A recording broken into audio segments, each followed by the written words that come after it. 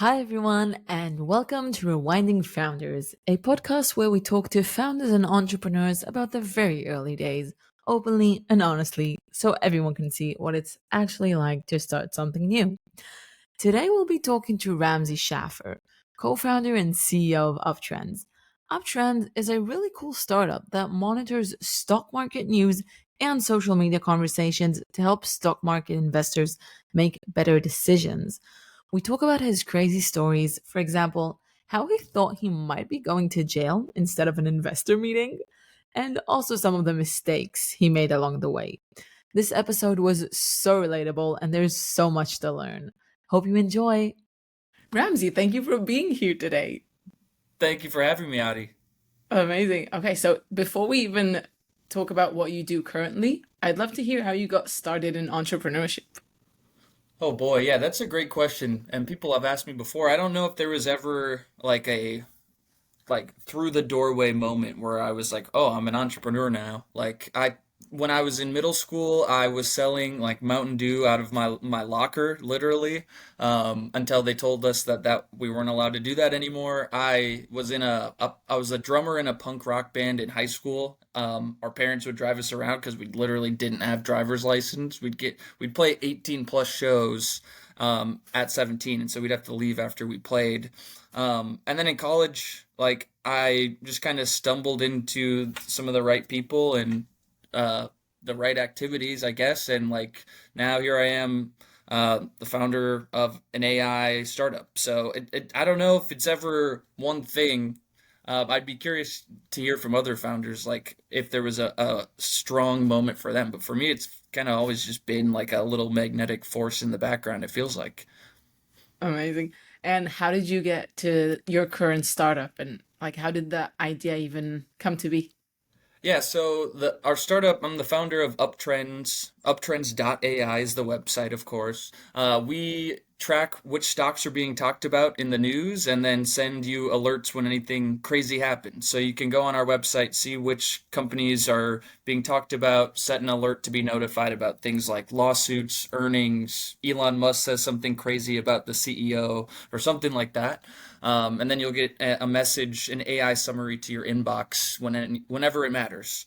And so that's been, quite the evolution over the past 3, 4 years, right? We've only been full time on it for about a year, and before that, it was really just kind of a side project.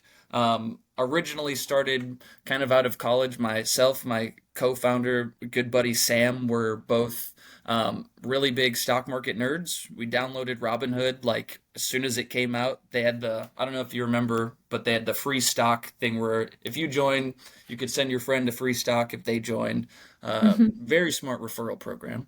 Um, but we got into that very early. We were both computer science technical college students, and then kind of realized that, maybe there's a way that we could use, some of our learnings in school to actually like algorithmically make decisions about the stock market. Very naive. And so early on, we went and we tried to find all sorts of alternative data sources, eventually landed on scraping Twitter and Reddit to kind of keep tabs on what people were saying about stocks and cryptocurrencies. Um, and that evolved. We got users. It died 3 or 4 times. We pivoted a bunch of times. We had day jobs for a lot of it. And now, like after a while of just kind of sticking to it, it's kind of coming together. So Amazing. How did you decide, like, what was the process between we're doing this and we have day jobs to being like, we're in, this is like the thing? yeah.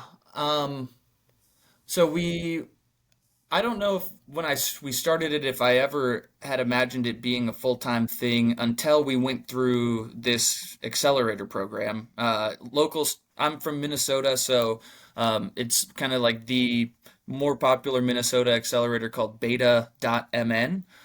We got into that they were like, hey, you have to quit your day job if you want to participate. And so, like, I didn't really have a choice. And I think in hindsight that was probably a good thing because if I didn't have that forcing function to say, hey, like, if we're going to accept you and help you get your startup, little idea off the ground, like you have to be all the way in on it. And that's really what the first step was. And, I think, it's really hard to get a startup all the way off the ground unless you're full time. So without that, I don't know if we'd still be doing it. Cool. And you said you met your co-founder at school? Yes. So we both went to the University of Minnesota and met in like your typical like physics lab freshman year. We were kind of just buddies for a few years.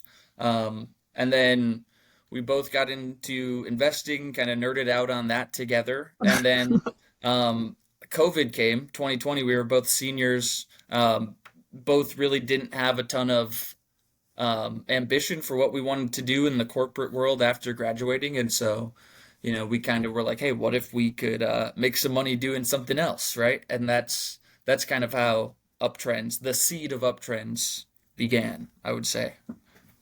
Interesting. What's one thing that surprised you when you went deeper into the startup world about entrepreneurship, about startups? One thing that surprises me, or that surprised me, yeah, that's a good question. Um, That you think that yourself as a young founder wouldn't have thought about or wouldn't thought would be this way. yeah, I think, and this is probably true for a lot of like first time founders. It was definitely true for me. I think one thing that surprised me early on that no one tells you before you start a business is that if you build it, they say if you build it, they will come, right? Like if you build a good product, people will just show up and start paying for it. And I think that is the furthest thing from the truth. Like product is only a small part of making a successful startup that makes sustainable revenue. I think the biggest piece that we've learned the hard way a few times is building distribution and like having a following, having enough top of funnel, being able to get enough people to your website on a consistent basis for you to like for the unit economics to actually work out for people to buy your product. And it's definitely partially true that if you build a good product, people will spontaneously tell their friends and it'll spread. And that's definitely a factor. But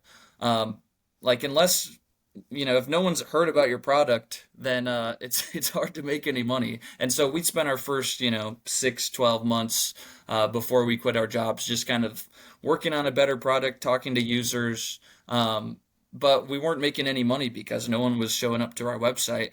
And so I wish we had prioritized that a little bit sooner. Now we've kind of figured things out and things are working, but I feel like we spent a lot of time spinning our tires. It's like the classic, if a does a bear shit in, wait, no, if a tree, sorry, I don't know if I can swear on this, Go but if ahead. a tree falls in the woods and does it, and no one's there to hear it, does it really make a sound? Like same thing. If you build a startup, that's really nice, but no one goes to your website, is it really a startup? Mm, that's a it's a good segue question. When did you start calling it a startup? I think when we were full time, was probably when it first became a thing. Before that, it felt like a project, and I think there is kind of a natural progression from like this is a project to this is a startup. But it felt weird at first. I'll admit, like because the first few months, first year that we were working on it, we weren't making really any money, and so it feels unnatural. I remember when I started my startup, I once called it just like out of habit, I said in front of my co-founder project, and she looked at me. It's not a project. Yeah, that could get you into some trouble. Um, yeah, I mean, I don't think names matter that much at the same time. Like until you're raising money, until you're making money, either one, like call it whatever you want. That's okay. True, definitely. How did you say that when you first started, you didn't realize how much distribution is going to be a main thing? How did you learn that? Well, I mean, I think we learned it the hard way when we like said, "Hey, we're gonna build this, and then we're gonna make $1,000 our first month, and then 10,000 the second, and then 40,000, and then $1 million in next 6 months, easy, right?" And then like no one showed up, and we are like, what are we doing wrong? Like we were tweeting, we were like posting on LinkedIn. We thought that that was all it took, and then eventually realized that there's a lot more to it. Especially, for a it's very different ball game if you're doing B2B versus B2C. We are more of a B2C type of play, so distribution is a big part of it. And what ultimately started to work for us is content, like actually figuring out how to consistently get engagement on places like Twitter and TikTok and Instagram. And then two, influencers and creators, like having other people build distribution for us. Something we're kind of in the process of building out right now, is more like channel partnerships, partnering with other people in our space, in the investing space, that already have distribution, and kind of working together with them to, kind of build that for ourselves. So it wasn't easy. We spent a lot of money early on like things like paid ads on Google that were just complete wastes of money. Um, and I think that that's just the nature of starting any business, is like you either someone tells you how to do it and you go and try to do it another way and you fail, or you get it wrong the first time, but at the end of the day, like, you just keep iterating until you figure out what works. Nice. Very nice. I think it's a very common experience of founders of like thinking, why did I do that? Like, what made me think that would be the right Yeah, my step? hindsight is like 2020. Whatever's better than 2020 vision, my hindsight is that. Like, I, yeah, looking back, there's so many things that I'm like, if only we knew how to do this like the first time. But I'm assuming that that is if how it you is. needed, I'm assuming that if you needed to take your start, like to build a whole new startup and bring it to exactly where it is now, like where your startup is now, probably would take you 10% of the time and I money. would say yeah, that's probably true. I would say 10% is exactly right. Like, what do you think it would be for you? Same, definitely. I don't know, maybe I'm wrong, but I think I can get what I got in 2 years in 2 months for sure.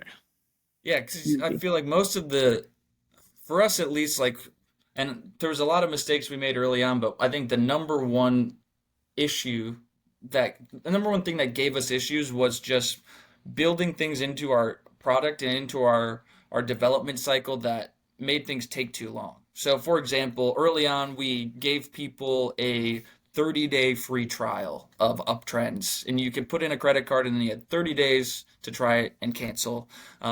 And we realized that people were signing up, but then a lot of them were leaving within that first 30 days. And it was taking us a full month to really find out whether or not it was a product that was good enough for someone to want to pay us that full amount. And that was just, exponentially delaying our development time, because every time someone would sign up, we'd have to wait 30 days. So we ended up, I think the biggest, catalyst, if I could point to one thing, was completely eliminating our free trial. Just up people pay us up front. They, get full price right away. And then, that way we find out instantaneously whether or not someone like values our product enough to want to use it. And so things like that, where just like reducing the amount of cycle time it takes for you to learn something, I think is probably the most crucial piece early on. Is like learn quickly, move fast, and break shit, as Mark Zuckerberg likes to say. So I think it's true. Interesting. How do you see what are the feedbacks you've been getting in terms of the fact that you're going for B2C, which is harder, I would say? Like, what have you been hearing and learning, or like, how do you see it? Yeah, I mean, it's always been tempting to be B2B, because it feels like all you need is a giant email list and some good cold email skills, and like you can make money. There, obviously, the contracts, the subscriptions, the sales are a lot bigger, but you need less of them. But I think of B2C, having a lot of, there's pros and cons to each. And B2C, the pros are, you have to sell smaller amounts to individuals. I think it's easier to scale over time. And I think you learn a lot quicker because there's all these little micro interactions that you're incentivizing. The amount of friction it takes to sign up is a lot lower for a product that's $5 a month on the B2C side than a B2B contract that is thousands of dollars per month or something like that, right? And so um, I feel like we've learned a lot this way. It's also like, candidly, we started it because we were casual stock market investors using Robinhood, and we wanted to build a product that solved our own needs. And so we built for other consumers. Like, I'm not a financial advisor, I'm not a portfolio manager. Like, if we were to go out and try to build a product for, B2C, B2B clients, I think it would have just been a lot more difficult for us to find our groove. If I grew up and got my CFA and was a portfolio manager, um, maybe that'd be a little bit different. Maybe I'd know a little bit more about how to solve those problems right out the gate. But opportunity cost, I probably would have known less about how to solve the B2C things. So I think there's pros and cons to each. I'm not going to bash anyone that wants to start a B2B business, and who knows, maybe someday I'll do the same thing. But just the current product, the current environment we're in, B2C, seems like it's made a lot more sense. And we've considered pivoting a few times over the past 3 years, and we've always, come back to B2C being the right path for us. Amazing. It sounds like you really had found your market fit to doing this because you knew so well the pains of the people who would use this product. Like it was you. Yeah, I think that definitely makes it easier. I would love to meet some founders who I haven't met many successful founders who aren't their own customer early on. Like, I feel like it's really hard to build a compelling business that makes money if you don't deeply understand the problems. And the best way to do that is to have the problems yourself, right? So, yeah. Interesting. Cool. Okay. Do you have some like weird, crazy, funny story of a time where you needed to get a deal or an investor meeting or anything like that? I do. Yeah, I have a couple. I'm thinking, so we've gone through a few startup programs like accelerators, classes, whatever. And we also, so one of those startup programs was based out of Nebraska, which is, about 6 or 7 hours from where I live up here in Minnesota. And this was last year while we were trying to raise our first like friends, family angel investment round, to be able to afford to work on this full time, spend some money on some ads, build out our team, etc. So we were going out to raise some money. We had met a few investors through this program in Nebraska. And so, naturally I'm like, okay, I need to like close the deal with a few of these investors. Like I need to be in person in Nebraska. Like it's one thing to pitch someone over Zoom, and it's a completely different dynamic when you're like face to face pitching someone. Um, and so I emailed all the investors I knew in Nebraska who said that they'd, be willing to have a conversation, tried to set up a few meetings, and then the first email I got back saying that we could meet was like, "Hey, let's do it tomorrow." I think they assumed that I also lived in Nebraska. I did not. And I didn't have the heart to say like let's move this to next week because I was like pretty desperate at that point to raise some money. And so like I got in the car, got all my stuff, like I have an air mattress, have my pillow in the back seat, and I started driving down to Omaha from Minneapolis. This is like 10 p.m., so it's already pretty late. And I called like the one person I knew in Nebraska who would be awake, and this was the guy. His name's Scott. He's one of my favorite people. He was the program director of the accelerator we went through called In Motion, and he said, "Hey, like." If you need a place to stay, you can sleep on the couch of the In Motion office. Like it should be open, and if not, like just call me and I can let you in, or what you can do the code. So I drive down there. I take his word for it. It's like 5 a.m. and I get to the door and it's not opening and I can't get in at all. And meanwhile, this is like Omaha. I don't know if you're familiar, but there's this No. thing called the College World Series of Baseball that takes place in Omaha every year. It was that same weekend. And so there's just like very a lot of people that come to Omaha that weekend, a lot of police presence, like high security in this parking lot. I'm sleeping in my car because I can't get in. And then a security guard like wakes me up at 6 a.m. banging on the window saying like, "Hey, you can't be sleeping out here in your car for the World Series, sir. This is like prohibited." And then I explain my story to him. He tells me luckily that he has a key to get into the building. And he's like, we're buddies after I tell him this story. And so long story short, he lets me in. He gets me into the office. I sleep on the couch for about 2 hours until 8 a.m. And then I go to this meeting unchanged, unshowered, like did my hair a little bit. It looked kind of like this, so it's still not awesome. And end of the day, I got to the meeting. The investor didn't know anything different, and we had a great conversation. They were one of the first people to write us a check, and they ended Wow. up making an investment. But and I still have not told them that full story yet, so I probably need to after this give them a call next time I see them, let them know how what lengths I went to get that check. Wow. That's crazy. Yeah, I don't know why I went to those lengths. I think it was kind of one of those things where I was so excited to have see an email from an investor that says like, "Yes, I would love to consider this investment.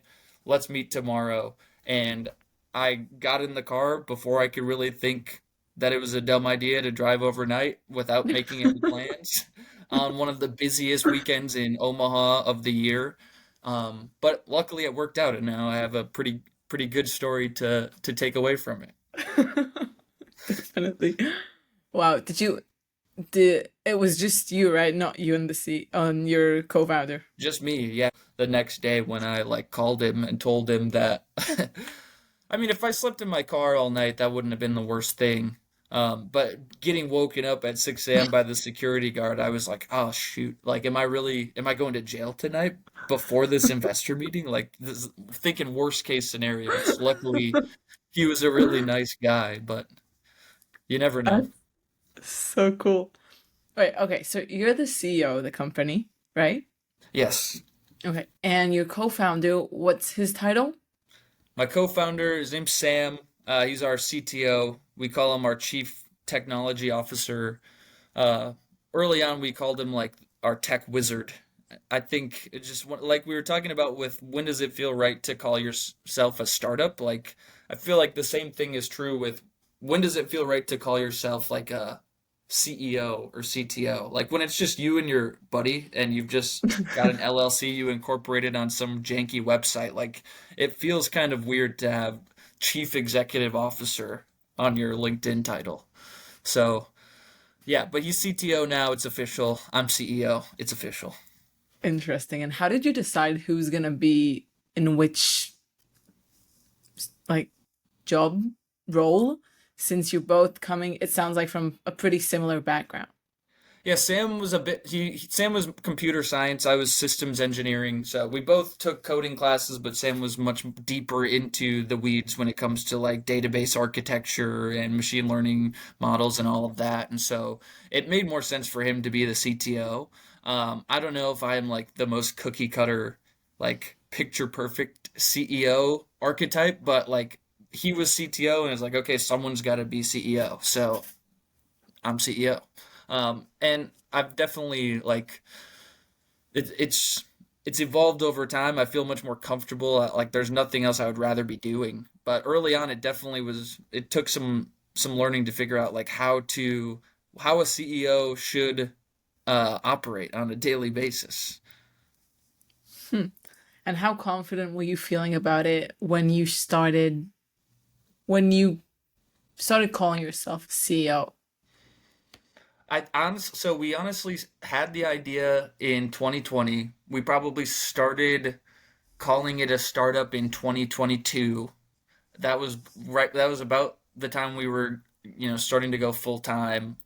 I never called my CEO throughout that period until we were full time, until we had gone out and raised our first investment. So like early to mid 2023 is when I really felt comfortable calling myself CEO. Before that, um, is more just like founder, I guess. And I still kind of go back and forth between founder and CEO. Like, I don't know if there's a right one. Like, what do you think? Which one do you prefer when you were doing your thing? I think I'm very much with you on the fact that in different scenarios, like different, I would switch co-founder and my title. It took a long time to realize how we're going to define me because we had my co-founder who was CEO, and then at some point we had CTO, and then I was doing everything else. So it was like quite unclear. Is it like CPO, like product? Is it COO operations? And I started talking to people, and at some point we realized this is not worth the time. We're just gonna say COO, and I'm gonna call myself whatever I need, wherever room I'm in, like whatever. And so I really relate to that. Um, Looking back, it was a really good decision because my co-founder, the CEO, is like the best people person I know, and she's just a leader completely. And at the begin, like looking at it now, at the beginning, we were really contemplating who should be CEO. And looking back, it's like it was so clear how I'm so into like the excels and operating everything and like designing and fixing everything, and she's like so into talking to people and users and investors, and like how could that even be a dilemma we had? But in the beginning everything is, confusing. It's so Totally. interesting. Cool. Okay, so another question.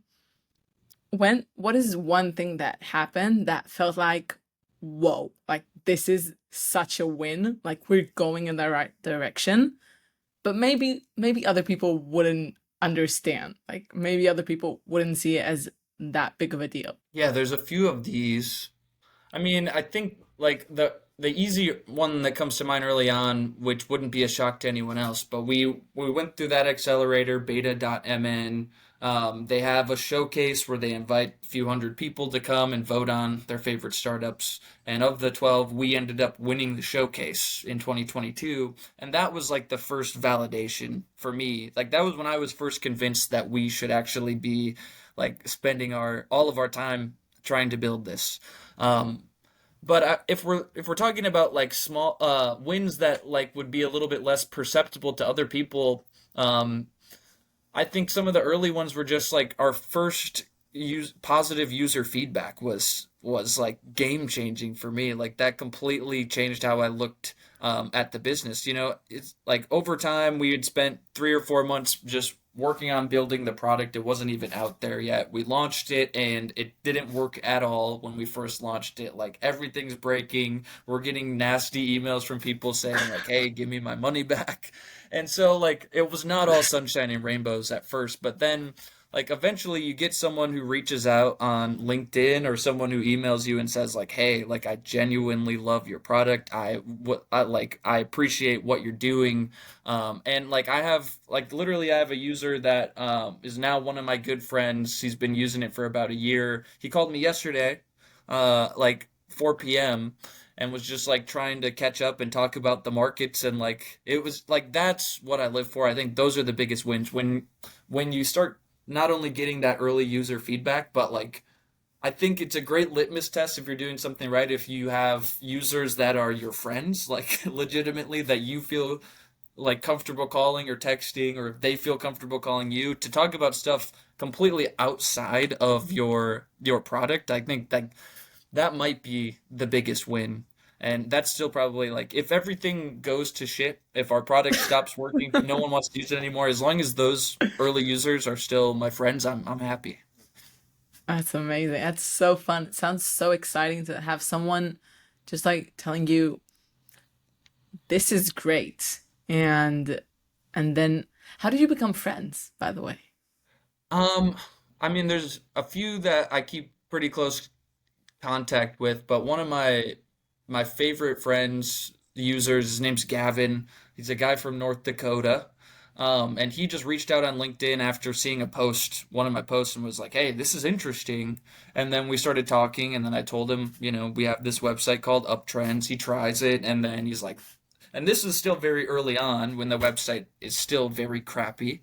And so he's like, "Hey, the website doesn't work great, but I see what you guys are going for, and I like the idea of it." And I took to mean that I could just bother him whenever I wanted, and he was gracious enough to let me do that. So I would message him any time of the day and say like, "Hey, we're thinking about adding this. What do you think of that?" And he would always respond. We ended up like we've got together in person. We've gone to some conferences together. Yeah, like we like each other's posts on Instagram. It's like we're friends, and I don't know. It wasn't like similar to becoming an entrepreneur. I think like it wasn't just a one event thing. It's just kind of something that evolves over time.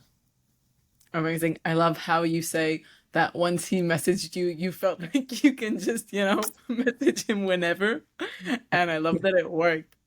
Wow, I think great. that as a founder, like, you have to be, feedback is so precious early on, like just knowing what your prime target users want and what they think about what you're building. And like, you have to be like shamelessly willing to ask people what they think, reach out to them, pester them. And if they're your friends, they'll let you do it. And if not, then, find someone else.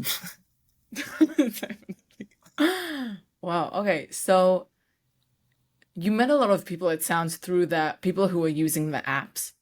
How do you feel like did your relationships change as you started working on it? Like, did you find more people who are in the entrepreneurial world? Did you find yourself gravitating towards more of these people, or did your close circle stay really the same? Yeah, that's an interesting question. I feel like definitely a much larger proportion of my relationships are other founder friends now, than before. I mean, we've gone through a few startup programs, like we've done probably three or four at this point, and so we've just met so many other people doing startups that it's naturally just been easy to make other founder friends. And I think like once you like we were talking about maybe before the call started, like once you dip your toes into starting a business, it's like this whole new like world. It's like you're inside of the belly of the beast, and then like you meet all these other crazy people that like are, weird enough to want to start their own business. That like I think we naturally gravitate towards each other. So it's always a balancing act though. Like I have a bunch of great friends from high school and college that I wish I got to see more. I don't get to see them enough, but we still keep up as much as we can. Um, but I think being around other startup founders is like my favorite thing. We in Minnesota just recently started a like a monthly startup founder get together, a meetup group. It's mnfounders.org. We got the .org domain name, and the whole point is just like casually get founders together, shoot the shit, you know, network. We're playing pickleball later this month. Like it's just like that's what it's about. Is hanging out with other people who are doing cool stuff. Cool. How do you balance what is work, like things you have to do for the company, and networking, meeting other founders, meeting more people? Like, how do you see that? I'm really bad at that, to be honest. Like I'm Why? I'm like very anal about how I spend my time, and it's like almost borderline OCD. I had the stupid idea last year of I felt like I wasn't being super productive. It was just about the time we were going to start being full time on our startup. And I was like, I need some sort of system to keep myself accountable. So I started for the past year and a half, I've been keeping track of how I spend every hour of every day in a Google Sheet. And it's like, how many hours do I spend working today? How many hours do I spend having fun or sleeping or exercising? And I feel like it's gotten to the point at times where if I don't have like 12 hours in the work column that I feel bad about myself at the end of the day. And and I think too, like I don't feel super comfortable counting like networking or reading emails as like work. To me, that doesn't feel like you're getting a ton of stuff done. Like to me, work is like, writing an article or yeah, like building a new feature on the website. Um, and so that's something that I've had to kind of like grapple with. Um, I think I've gotten a lot better at it more over the past few months is realizing like you can't keep everything on a score sheet at the end of your life. Like it really is about a lot of those intangible things like meeting people, networking with people, just like randomly going on podcasts when people ask you to do it because that's how you build relationships and yeah, it can't all be like ones and zeros in a spreadsheet at the end of the day. I've tried both ways, and it feels like it works better when you don't keep a score sheet of everything. So, but it's not something I'm very good at naturally letting myself do. So I have to kind of take a step back and say, okay, like you don't have to be spending every minute over analyzing things. Okay, so I'm gonna go back to talking about your co-founder. That sounds like he started as a friend, like a good friend, and then it gradually got to a place where you're partners in a company.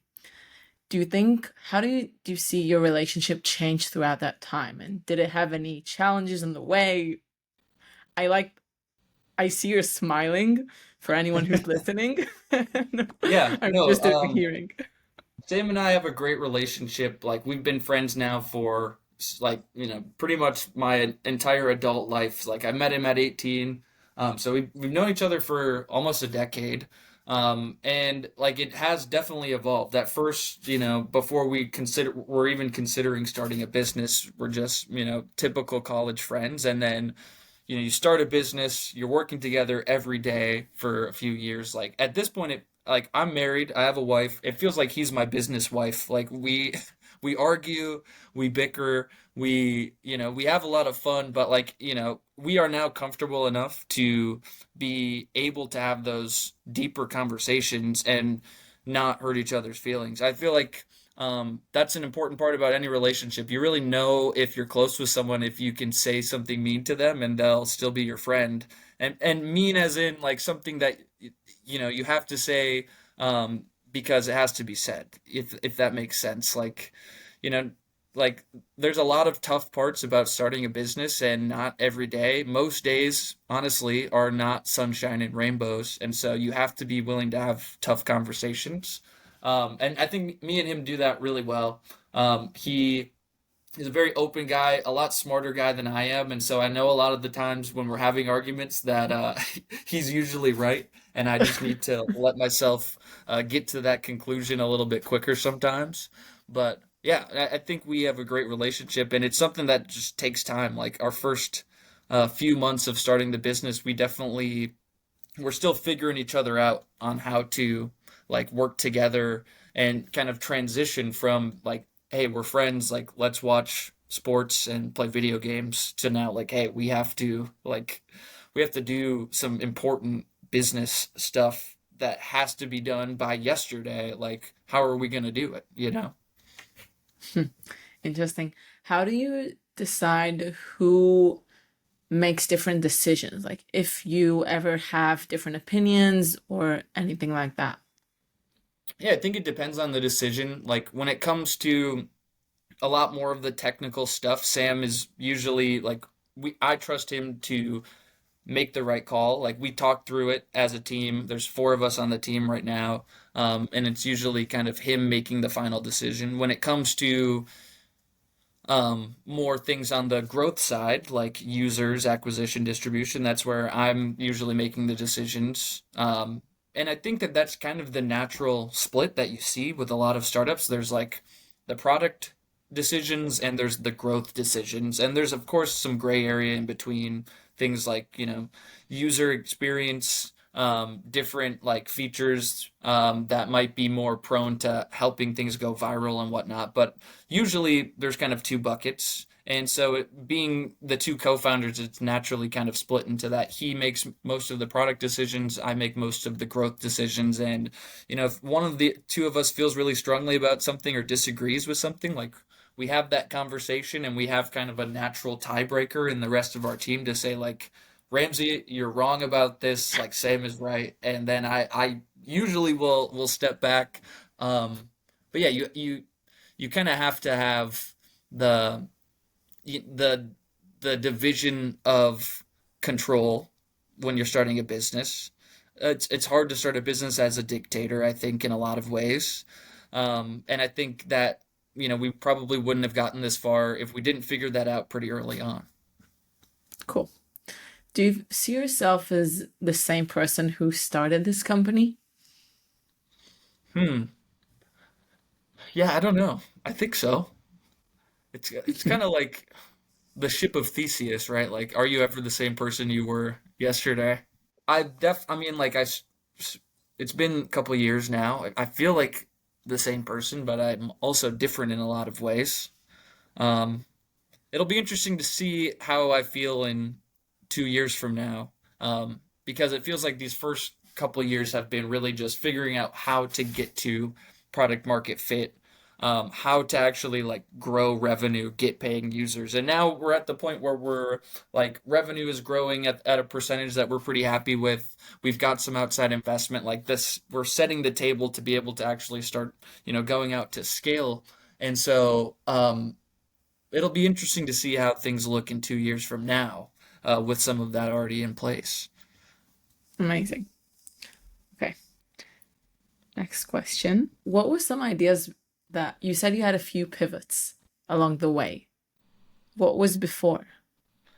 Yeah, so right now, Uptrends, it sends alerts. It's like the easiest way for an investor to create a customized alert to get notified about anything crazy that happens in the stock market. And it did not start like that. It started very early on, as not even a website. It was just kind of a set of algorithms, a set of models that could score the sentiment of conversation about a stock online. So we would scrape the internet for thousands of news articles, social media posts, and then we would do some calculations to say, today the average mood or the average sentiment about Tesla in the news is 84% positive, and that is 10% more positive than it was yesterday. And that was cool, but what we realized is that it wasn't actionable. Like, people were coming to our website, they were clicking on it, and they were saying like, okay, what do I do with this? And that's when we realized that, like, for anything to be useful, specifically in like the investment world, which is where we're building, like it has to be an actionable product. It has to be intuitive. Users need to be able to see it right away and know this is what I can do with this. And so it evolved over time to then be more tracking which stocks are trending, and kind of kept running into the same problems over and over again. We'd build something, we'd get it out there, people would say, that's cool, but what do I do with it? And so that was kind of and I think that's probably similar for a lot of startups in our space early on. And that evolved over time into now eventually we've got these alerts that go out, they're customizable. People go to our website, they say, okay, that makes sense. I understand how to use this. Like, I received the alert, it tells me if this is a bullish or a bearish signal for the stock, and then I can make a decision on whether or not I want to invest. And that was, that was quite the evolution from early on. It was, we never did any hard pivots where we pivoted from like, cat food to investing software. Like, it was all kind of in the realm of helping people make sense of what people were talking about online. But I think you could call it soft pivots, over time, just like evolving, refining, incrementing our way to something that people, want to use, something that's actionable, timely, insightful. Like, that was not where we started. So If it would have been, it would have been quite surprising. I would have been shocked if we like published something right away and everyone loved it. I'd be curious to talk to some founders who have done that because it feels like that's really hard to do. Like getting it right on your first attempt as a first time founder is like winning the lottery. Like you have to fail a couple times, usually it feels like to know what works and what doesn't. So being a first time founder myself is you know bending the odds enough. Getting it right the first attempt like would have been crazy. It's all about I guess like learning quickly and reinventing yourself until you get to where you want to be. I think. Cool. And after uni and before the startup, did you have a corporate job? Well, or was it straight from university? Yeah, I worked for a small boutique management consulting company as like honestly a pretty fun job in the grand scheme of things, like analyzing different trends, similar to what we're doing now, honestly, but more in the like consumer packaged goods space. Um, and yeah, it was nice. They were super accommodating. I kind of went in early on saying, "Hey, like I'm working on this other thing on the side. I don't know what's going to happen with it." But was very upfront with them when I started the job. And then when we got into that first accelerator was when I went back to them and said, "Hey, I would like to do this full time." They were very accommodating about that. They let me work kind of a couple days a week for a few months, and then I completely jumped off the wagon. And I went back a few times after quitting and did some contract work for them too. And so I am very grateful to have worked for a company like that. And I think just being open and honest about it up front definitely helped me versus if I was like 3 years in and had said, by the way, I've got this other business that I've been working on this whole time. See you later. They probably wouldn't have liked me as much. Wouldn't it would be quite funny though if you just showed up one day and like, hey, I just raised $1 million. Bye. Yeah, that's true. Maybe next time. Maybe next time. I mean, I forget what there's a whole subreddit of people that work like 3 or 4 jobs at the same time, Huh. um, without telling the other ones. I'll have to see if I can find that for the show notes or something. But yeah, I wouldn't be the first one to do it. Yeah, I Oh, hope I never go back. Like I, there's nothing else I would rather be doing than starting and doing my own business day to day. that's so cool. And how did they, like the people around you on a day-to-day basis, when you, in that point, when you told your job that you're taking this to the next level, did you receive a lot of support? Did you receive anyone maybe worry, maybe thinking that, ooh, it's a bit risky? I don't know, actually. I'd be curious to talk more with some of the people that I was working with or at that time. I think there's a few reactions. A small company, like 15 people maybe, and my boss was the founder. He was the person that started the management consulting company. And so I think he was very accommodating. He was awesome about it. He was like, I understand. I was in a similar position when I was your age. He said, one of the quotes that he said, which I think is the mark of a great manager and something that I am also conscious of when I'm hiring, is like, if you want to have a good company, you have to hire people that could do better at some point. And so you have to be willing to hire people that know that they don't want to be there forever. Like they have to be ambitious enough to want to go do cooler things. And that's what he said to me when I was quitting, and that meant a lot to me. And I think that that is definitely true. Like when you're hiring, but I digress. He was awesome about it. The rest of my coworkers, I don't know as much. I think there was definitely some like, why would you like you have a salary, you have benefits. Why would you not do that? Like, it's so easy to just keep doing this job. Kind of. It's probably not what they said, but that's how it felt to me. Um, and so yeah, I don't know. I think there's always a full spectrum of reactions when you quit a business to start an AI company on the internet. Um, and I don't know if I fully understand why I'm doing it right now, to be honest. But yeah, that's just kind of the way it goes, I guess. Cool. What do you think is one trait that you have that helped you make that leap and have enough belief to be like, okay, I'm gonna take a chance on myself? Yeah, I think I've always just known that I don't know, I can't sit still for super long if I'm not if I don't feel like I'm 100% challenged. And so it felt like the fastest path to doing that was going full time on a business, I think.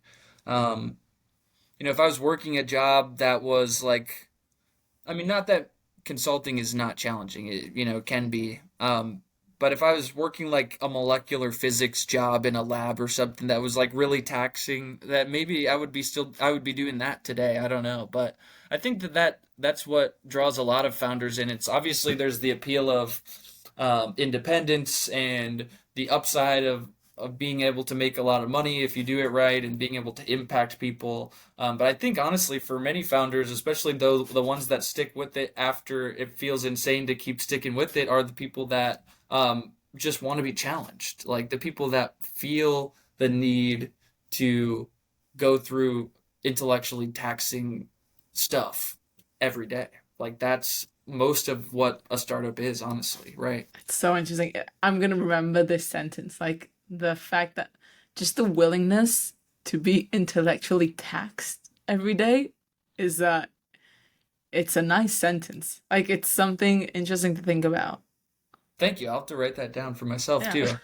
too. I haven't heard other people use that, and I think it's so interesting because many times in many jobs you get comfortable, and this is like the one job that you never rest because whenever something is going good, you're off to the next challenge. Like you don't have really, you never stop. So Yeah, it's easy to get comfortable, I think, in life in general. I'm sounding like David Goggins right now. I don't know if you know what that is, but who's gonna carry the boats?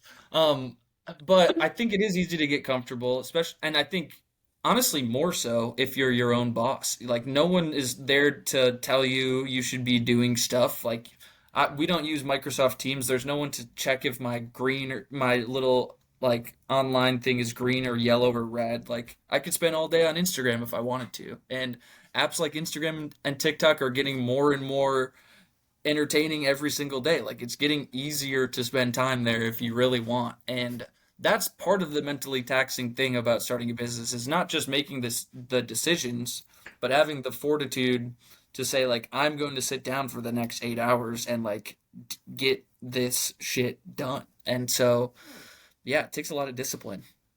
But it's a lot easier to be disciplined when like you have some momentum and things are moving and like you feel like you're doing it for the right reason and all of that.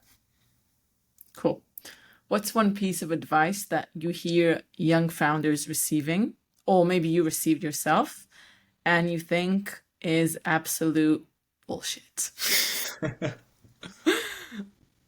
Hmm. Yeah, I think for a lot of founders, at least in my experience, like venture capital is such an alluring thing. And it feels like a lot of the advice I got early on is like go do venture capital as soon as you can. And it's great in many ways if you can get it. But I think it's also like over optimized for a lot of startups. Like you can make a lot of money without raising venture capital. And for most startups, like it shouldn't be your first goal. Your first goal should be like building a product that people like, then building a product people will pay for, building a product that people will pay for consistently, and then being able to grow that. Like I think in 2024 in the B2C space, like those are the most important things is like build a product that makes money. That's got to be number one. This isn't, I mean, maybe it's different outside of Minnesota and the Midwest and on the coasts in New York and San Francisco. Maybe you still can go out and raise $1 billion without a product. Like, but that's just not the way I've experienced it. And so if I'm a startup, it's like go build something good, before you worry about, scaling and raising a bunch of money. And before you raise VC, at the very least, you should consider seeing if you can raise some money from friends, family, angels, people that aren't as big, I guess. Because once you're VC, like it's basically a gumball machine. Like you're one of 20 investments.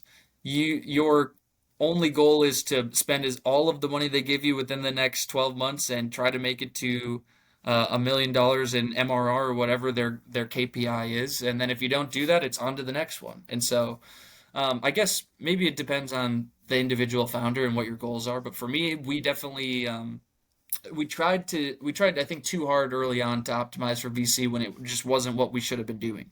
Um, and so that's what I would say. I don't know if that's great advice, but that's what I would say. Cool. Very cool. Last question. This has flown by. What advice would you give yourself of starting the business like 3 years ago? Yeah, I don't know. What advice would I give You know what? myself? Not advice. Forget the word advice. But if you got to talk to that person today, what would you tell him? What would I tell myself? If I could tell myself one thing when I started the business, good luck. Like, enjoy the ride, buddy, probably is what I would say. Like, Be um, strong.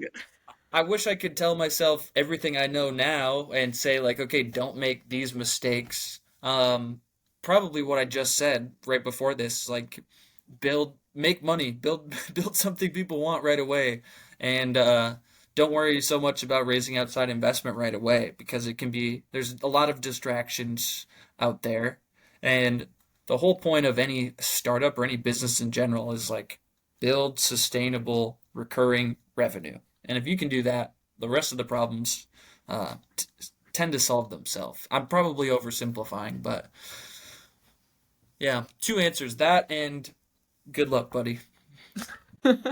Be strong. Be strong, my friend. Amazing. Okay, well, it's been so great having you, and I loved hearing how you. It seems like you have both a light, fun, energetic vibe about the whole company and understanding what you're doing, but also you're very calculated. Like you understand, end of the Thank you. day, it's a business, it needs to make money. This is how it works. Yeah, I think that's how I view startups in general. Like, it'd be crazy if we didn't have a little bit of fun while you're doing it, because especially as in the early days where not everything is working the way you want it to be, it's not moving as quickly as you want it to be. Like, you got to be able to have fun with it, but you also have to figure out how to make money. Like, come on, let's go, you guys. So We're do both. adults. Yeah, come on. We're grown-ups now. There's no such thing as adults. That's the last thing I'll say is that we're all just here figuring it out. Like we're all children at the end of the day. And that's okay. Amazing. Amazing. That's a perfect end note to this episode. Okay, well, it was so nice having you, and thank you again. Yeah, thanks for having me on, Audie. Anytime, maybe I'll start a podcast and you'll be my first guest.